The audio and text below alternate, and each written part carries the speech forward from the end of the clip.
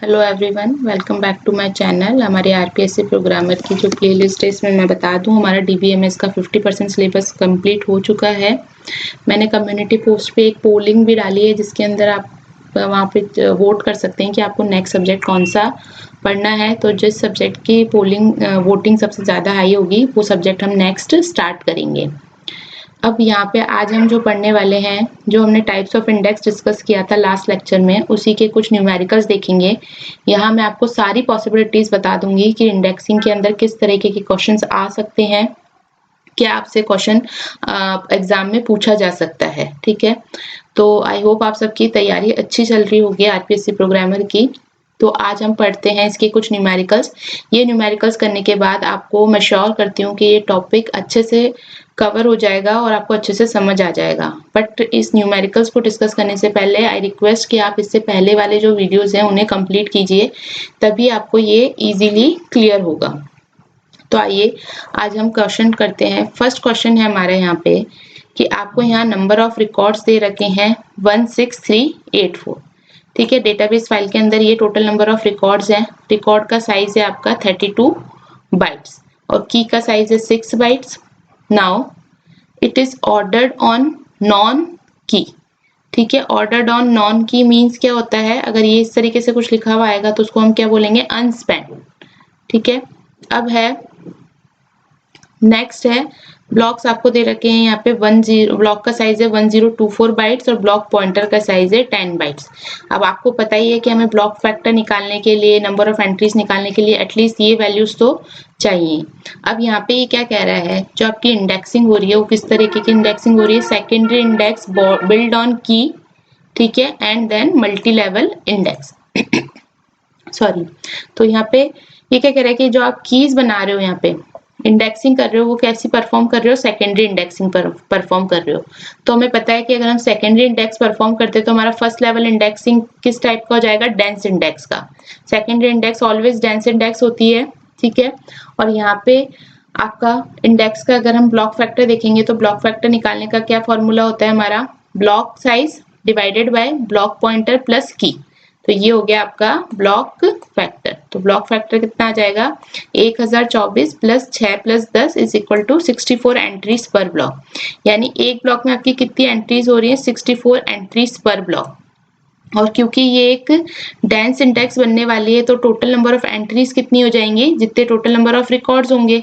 तो ये आ जाएगा आपको number of entries is equal to number of records.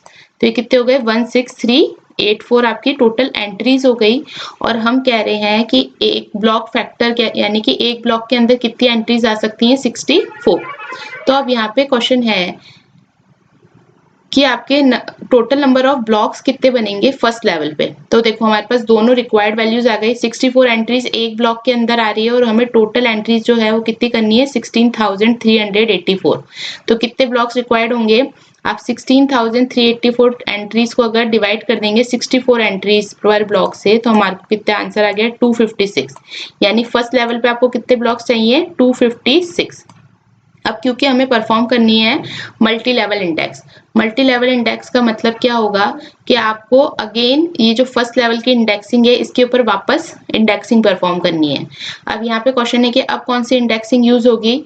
तो मैंने बताया था पिछले लेक्चर में कि फर्स्ट लेवल के अलावा जितनी भी आप इंडेक्सिंग करते हो वो कैसी होती है, स्पार्स टाइप की।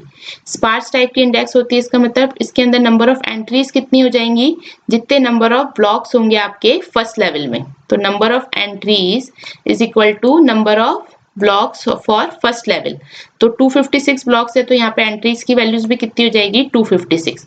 ब्लॉक फैक्टर हमारा सेम ही रहने वाला है, क्यों, क्योंकि हमें ऐसे कुछ स्पेशल अलग से मेंशन नहीं किया है कि ब्लॉक के साइज के अगर मल्टी लेवल इंडेक्स में अगर डिफरेंट डिफरेंट दिए होते तो उस अकॉर्डिंग ब्लॉक फैक्टर निकालते। बट क्योंकि क्वेश्चन में आपको ये वैल्यूज दे रखी हैं जो कि कॉमन है for all levels of index, तो उस केस में आपका ब्लॉक फैक्टर 64 ही रहेगा।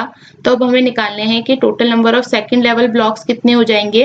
तो 64 एंट्रीज पर ब्लॉक बन सकती है और हमारे पास टोटल नंबर ऑफ एंट्रीज हैं 256। तो नंबर ऑफ ब्लॉक्स कितने हो जाएंगे आपके यहाँ पे, 256 डिवाइडेड बाय 64।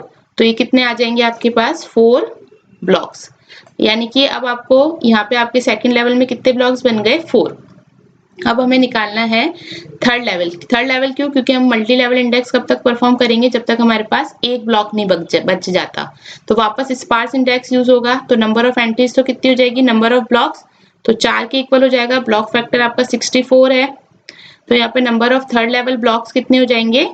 4 डिवाइडेड बाय 64, और यहाँ पे आप लगा देंगे सील फंक्शन, तो इसका आंसर कितना आ जाएगा? 1। तो यहाँ पे अगर आप देखें तो अब क्योंकि एक ही ब्लॉक बना है तो यहाँ पे आप स्टॉप कर देंगे। तो आपको कितने नंबर ऑफ लेवल इंडेक्स चाहिए था? 3 लेवल इंडेक्स तो आपके हुए, 3 लेवल ऑफ इंडेक्सिंग यहाँ पे आपको परफॉर्म करनी पड़ी। सेकंड है total number of index blocks कितने हो जाएंगे? तो वो हो जाएंगे 256, क्योंकि इसके अंदर 256 ब्लॉक्स यूज हुए, है ना। इसके बाद सेकंड लेवल में आपको कितने इंडेक्स ब्लॉक्स यूज हुए? 4, और इसमें हुआ 1। तो इन सब का सम करेंगे तो ये total number of index blocks हो जाएंगे। और आईओ कॉस्ट कितनी होगी? किस लेवल तक आपकी इंडेक्सिंग हुई है? थर्ड लेवल तक, प्लस 1 डेटाबेस फाइल के ब्लॉक को एक्सेस करने के लिए। तो 3 + 1 4 ब्लॉक आईओ कॉस्ट आपकी यहाँ पे कंप्यूट होगी। तो इस तरीके का क्वेश्चन जो है आपके एग्जाम में पूछा जा सकता है। आपको एग्जाम में मेंशन होगा कि आप कौन सी इंडेक्सिंग परफॉर्म करने वाले हो, क्योंकि फर्स्ट लेवल के आपको पता होना चाहिए कि आप कौन सी इंडेक्सिंग परफॉर्म कर रहे हो, क्योंकि फर्स्ट लेवल के बाद तो आपकी हमेशा स्पार्स ही इंडेक्स बनेगी, और क्योंकि ऑर्डर पे बनेगी तो हमेशा की वैल्यूज पे ही आएंगी। ठीक है, तो आई होप ये क्वेश्चन आपको समझ में आया हो। नेक्स्ट क्वेश्चन हम नेक्स्ट लेक्चर में देखेंगे, तो तब तक के लिए आप प्लीज इस क्वेश्चन की प्रैक्टिस कीजिए, क्योंकि अगर इस क्वेश्चन की प्रैक्टिस हो गई तो आगे के क्वेश्चंस आपको इजीली समझ आ जाएंगे। Thank you.